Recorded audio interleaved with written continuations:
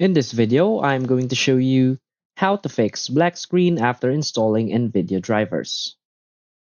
So please watch the video until the end and follow this tutorial step by step to avoid making mistakes. So let's get started.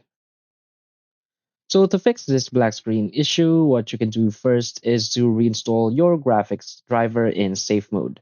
So Windows safe mode runs a minimal number of services and programs. So to fix the black screen after driver update, NVIDIA issue, you can boot into safe mode and uninstall the NVIDIA graphics card driver first.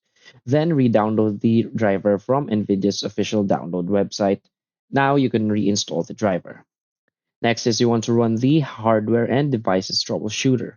So first, press Windows plus I key combinations to open settings. Select Update and Security.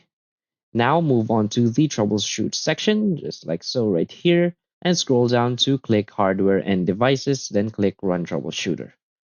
Now, Windows will detect the problems related to your hardware, so you are supposed to wait for the process to finish and follow the on screen instructions to complete the necessary actions.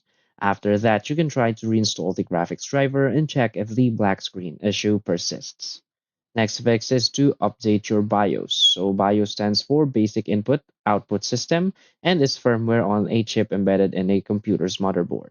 So updating the BIOS may fix bugs or add support for newer models of CPUs or graphics card.